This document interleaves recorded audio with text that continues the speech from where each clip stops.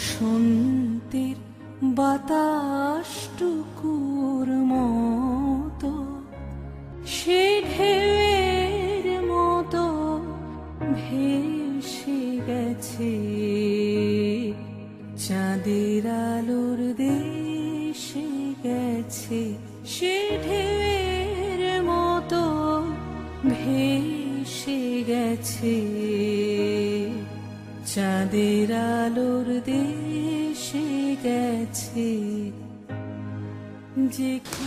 হঠাৎ থমকে যাওয়া এই অস্থির সময়টায় ছোটবেলার কথা খুব মনে ভিড় করে আসছিল। কদিন ধরে স্বপ্ন কিরম ছোট্টবেলা ফিরে যাচ্ছে। কেন জানি না, মাকে আজ বড্ড মিস করছি। ভীষণ মনে পড়ছে মার কথা। তাই পুরনো একটা অ্যালবাম ঝেড়ে ঝুড়ে বার করলাম মার ছবি দেখার জন্য। সময়ের অনেক আগেই মা আমাকে ছেড়ে চলে গেছে।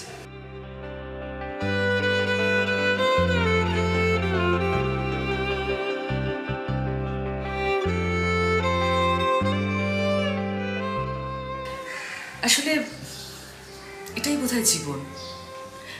আলো থাকলে ছায়া থাকবেই। আমরা তো থেমে থাকিনি, আমরা এগিয়ে গেছি।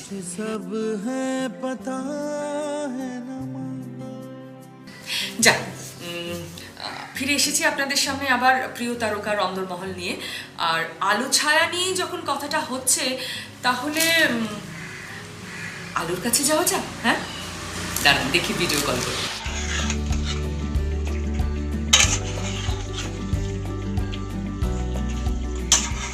সব দিয়েছিস ঠিক মতো?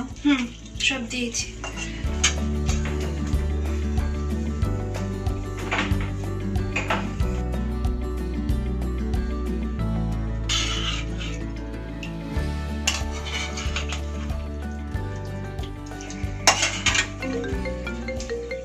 মা, আমার ফোন বাজছে, আমি আসছি। হ্যাঁ, তুমি এটা দেখো।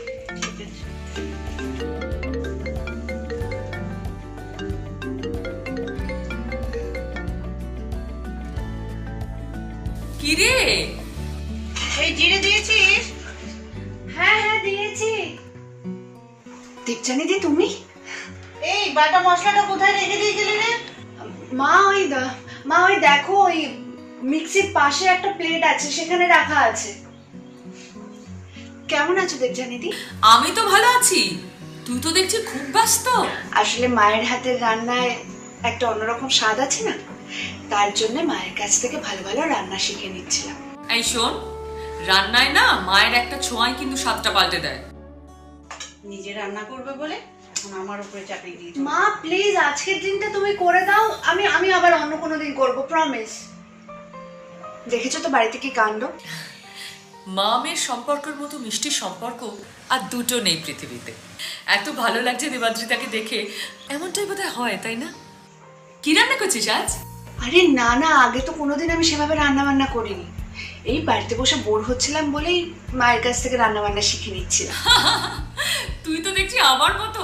আমি যে রান্না করতে পারতাম তাই জানতাম না। এই লকডাউনে বেশ কিছু রান্না করেছি। আগে কি হতো বলতো, যতবার চেষ্টা করেছি কিছু না কিছু আমি পুড়িয়েছি, তাই আর অমুখও হয়নি। আরে ছোটবেলায় আমি কি করেছি জানো? একবার রান্নাঘরে একটা 5 লিটারের তেলের ড্রাম ছিল, সেটা আমি রান্নাঘরের মধ্যে ঢেলে তার উপরে সাঁতার কাটছিলাম। তারপর থেকে আমি রান্নাঘরে ঢুকলেই মা আতঙ্কে থাকে। মাকে কখনো কষ্ট দিতে হয়? তুমি জানো না দেবজানিদি, আমার মা আমাকে কম টর্চার করেনি। হ্যাঁ, ছোটবেলায় আমি খেতে চাইতাম না বলে আটার টিকটিকি বানিয়ে সেটা দেওয়ালের মধ্যে আটকে আমাকে ভয় দেখিয়ে খাওয়াতো। এটা কম টর্চার বলো? আচ্ছা শোন, কি করছিস লকডাউনে? ছায়াকে মিস করছিস না? আরে হ্যাঁ, মিস করছি, মানে প্রচন্ড মিস করছি। শুটিং এ থাকলে ওই তো আমার সব থেকে বেশি দেখাশোনা করতো। আমি ছায়াকে খুব মিস করছি। তুমি জানো না, আমি যদি শুটিং এর কাজে খুব ব্যস্ত থাকি, খুব প্রেশার থাকে শুটিং এ, আমি যদি কোনো সময় খেতে ভুলে যাই বা কোনো কারণে হয়তো খেতে পারলাম না, ওর কাছে আমাকে যা বকাঝকা শুনতে হতো না, তোমার কোনো ধারণা নেই। রীতিমতো শুটিং প্লেসে ও আমার লোকাল গার্জিয়ান।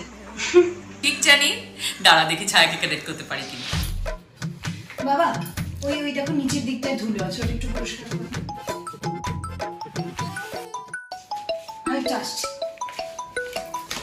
এই ছায়া। আরে দেবজানি দি, কিরে, কি করছিস?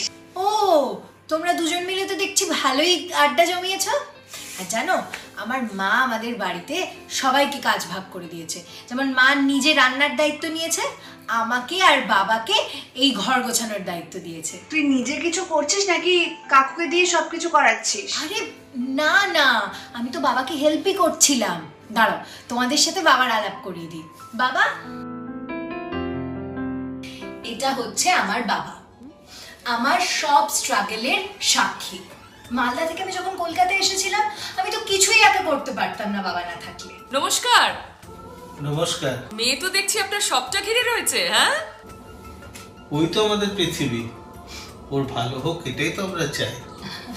আর জানো, আমি একটা বিউটি কম্পিটিশনে নাম দিয়েছিলাম। সেখানে যেদিন আমি জিতেছিলাম, অডিয়েন্সের মধ্যে আমি কাউকে দেখতে পাচ্ছিলাম না, শুধু দেখেছিলাম যে আমার বাবা দাঁড়িয়ে আছে আর বাবা হাসছে। আর বাবার ওই হাসিটা সেদিনের জেতা ওই ক্রাউনটার থেকে আমার কাছে অনেক বেশি ইম্পর্টেন্ট ছিল, অনেক বেশি প্রেশিয়াস ছিল। লাভ ইউ বাবা। ঠিক আছে ঠিক আছে, ছাড় এবার কাকুকে, ছাড়, কাজ করতে করতে চলে এসেছে। ও হ্যাঁ হ্যাঁ বাবা, যাও যাও, তুমি তোমার কাজ করো। খুব ভালো, ভালো থাকবেন। আসলে গত বছর বাবাকে হারিয়েছি তো, খুব মিস করি বাবাকে। আমার মনে হয় আমার সবটা জুড়েই বাবা রয়েছে। সত্যিই দেবযানীদি, কি ভালো বললে গো। সত্যি ওরা দুজনেই তোমার সঙ্গে আছে, সব সময় তোমার সঙ্গে থাকবে। নাও এবার তোমার হাসি মুখটা দেখাও দেখি, দেখাও। আচ্ছা, এবার ছায়া যদি একটা দারুণ ডান্স দেখায় তাহলে কেমন হয়?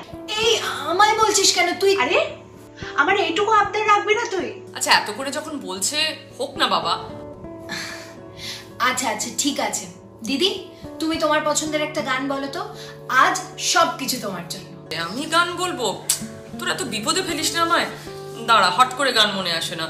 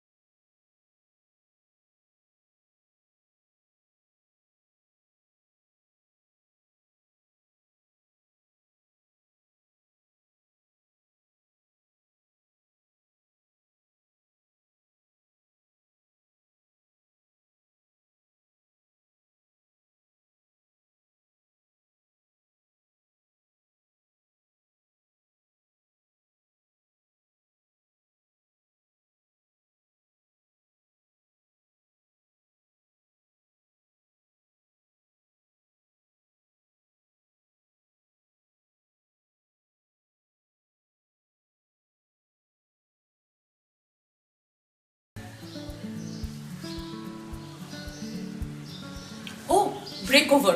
আই এম সো সরি, চা খেতে গিয়ে দেরি হয়ে গেল। ফিরে এলাম ব্রেকের পর, আর আপনারা দেখলেন ছায়ার নাচ। আমরা আবার আড্ডায় ফিরি।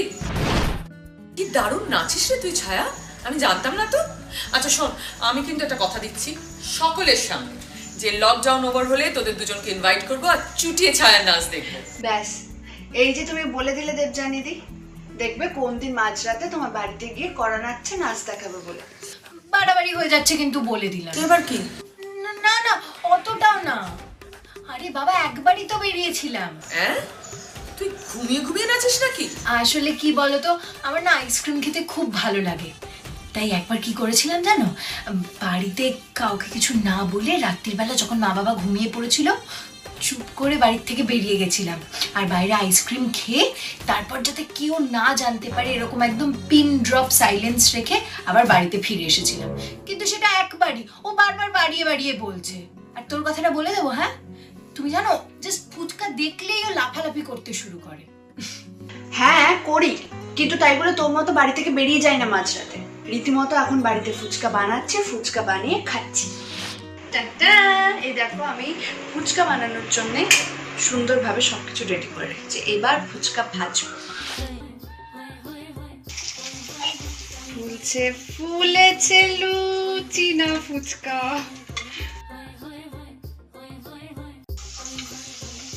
এই যে ফুচকা।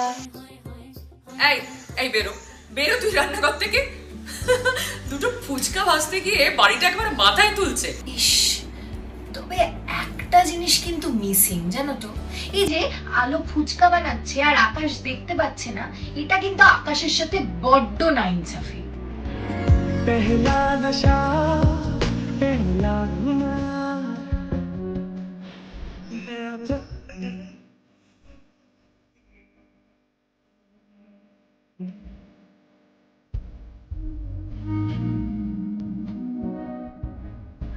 ही बता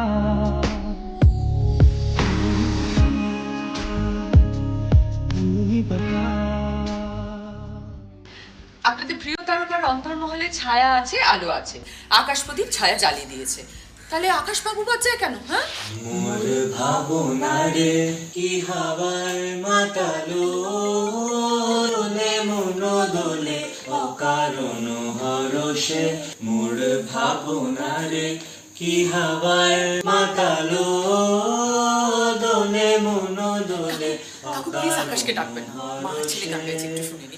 হৃদয় গগনে সজল ঘন নবীন মেঘের রসের ধারা বরসে। মোর ভাবনারে কি হাওয়ার মাতালো দোলে মন দোলে অকারণ হরষে।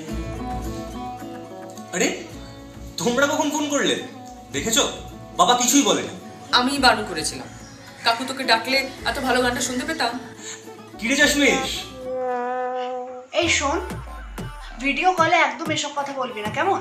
এই আকাশ, দেখ দেখ, তোর চশমিশ আজকে আমাদের কিন্তু ফুচকা বানিয়ে খাইয়েছে। খাওয়ালো মানেটা কি? বড় জোর ভেজে দেখাতে পারে। ও তুই বোধহয় ভুলে গেছিস, ওই উইকেট দিয়ে তোকে মেরেছিলাম, ওই মারার ব্যাপারটা ভুলে গেছিস সব। উমা সে কি? মানে ও আমাকে একবার বলেছিল আসল অ্যাক্টিং হচ্ছে সেটাই যেখানে কোনো অ্যাক্টিং নেই, সেটা মানে সত্যি সত্যি সেই অ্যাকশনটা করতে হয়। তাই ওকে আমি উইকেট দিয়ে মারার সময় সত্যি সত্যি মেরে দিয়েছিলাম। আলো বলেই না কম পিটিয়েছে। হ্যাঁ, আমি হলে তো 2-1 ঘাড়ও বেশি দিয়ে দিতাম। তোরা দুজনে না ডেঞ্জারাস ডু একবারে। তোদের থেকে আমি শত হস্ত দূরে। উফ, এই যা, কি যে বলিস, এরা দুটো যে কি সুইট, আমি খুব এনজয় করছি।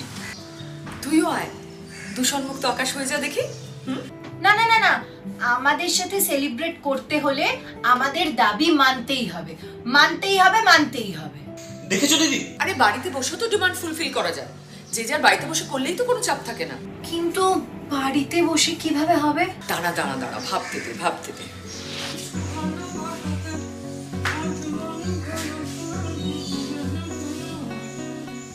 কি গো, কিছু ভাবলে?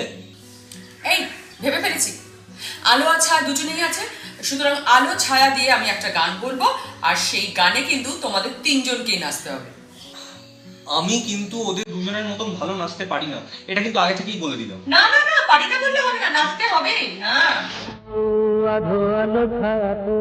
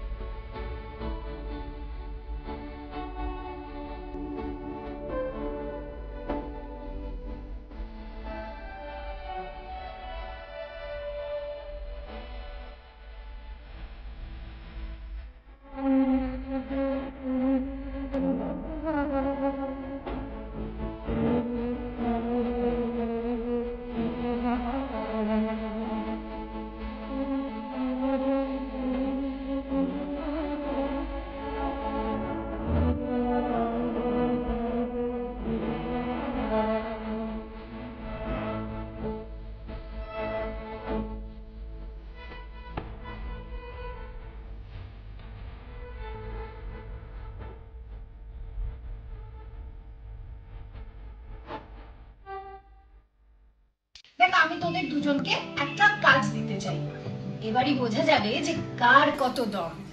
আলো, তুই আমার কাছে একটা আবদার করেছিলিস, আমি কিন্তু তোর আবদারটা রেখেছি। এবারে তোদের পালা, তোদেরকে আমার কথা শুনতেই হবে, ব্যাস। এই ছায়া, কি করতে চাইছিস তুই? তুমি দেখোই না। এই যে সব নিয়ে এসেছি। গুড, দুজনে নিয়ে চলে এসেছিস। এবার আমি তোদের দুজনকে 1 মিনিট সময় দেব। 1 মিনিটের মধ্যে যে রুটি বেলার কাজটা কমপ্লিট করতে পারবে এবং যার রুটিটা সবচেয়ে সুন্দর গোল হবে সেই হবে চ্যাম্পিয়ন। তাহলে তোরা রেডি? তোদের সময় শুরু হচ্ছে ঠিক এখন।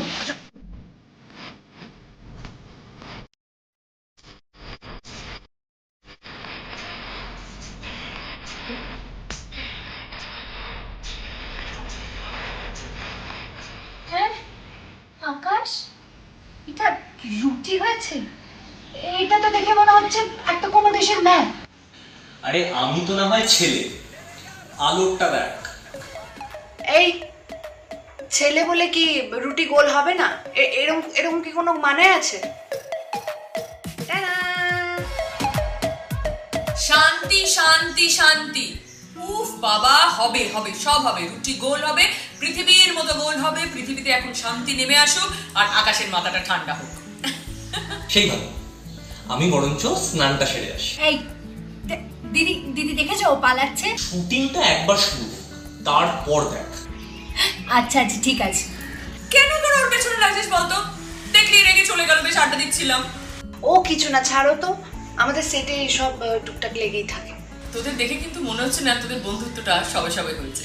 সত্যি আমাদের তিনজনের কিন্তু মারাত্মক বন্ডিং।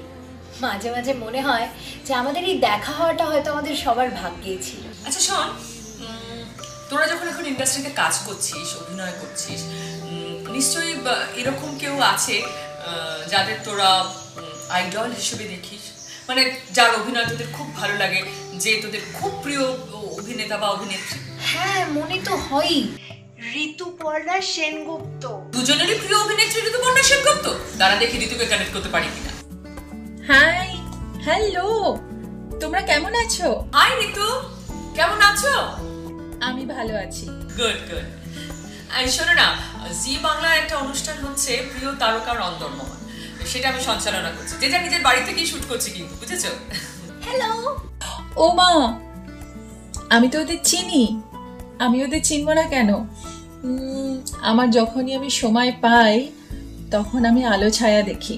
আমার আলো আর ছায়াকে খুব ভাল লাগে। ঋতুদি, আমরা আমরা তোমার খুব খুব খুব বড় fan. Thank you, thank you. আচ্ছা শোনো, তোমাদের একটা খুব জরুরি কথা আমার বলার আছে। তোমরা এখন খুব সাবধানে থাকবে, কেমন? ঋতুদি, তোমার কাছে আরেকটা রিকোয়েস্ট আছে, এটা কিন্তু মানতেই হবে, এটা শুনতেই হবে তোমাকে। কি? প্লিজ একটা আবৃত্তি করে শোনাও না। কবিতা? Please please please. ঠিক আছে, তোমরা যদি আমাকে রিকোয়েস্ট করোই তাহলে তো তোমাদের রিকোয়েস্ট আমার রাখতেই হবে। বাহ, এই তো মেঘ না চাইতেই জল রে। সকাল হলে মনের কোণে কোথাও একটু হলেও ভালো লাগে। সূর্য আর তার হালকা প্রতাপ জীবনকে ছুঁয়ে যায় নতুন রঙে, নতুন সাজে আর নতুন কথায়।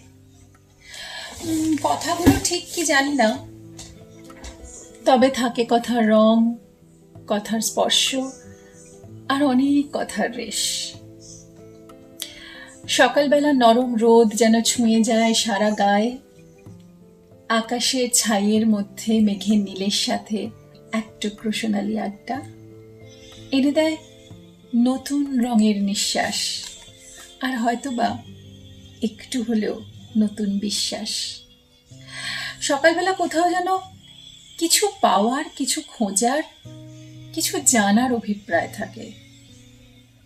কিছু জীবনের চাওয়া আর পাওয়ার মাঝে থাকে অদ্ভুত শূন্য একটা চাউনি, নীরবে একা। সকালবেলা থাকবে চিরদিন, কোনোদিন সরে যাবে না। সকালবেলা কোনোদিন মরে যাবে না। সকালবেলা চলে যাবে না।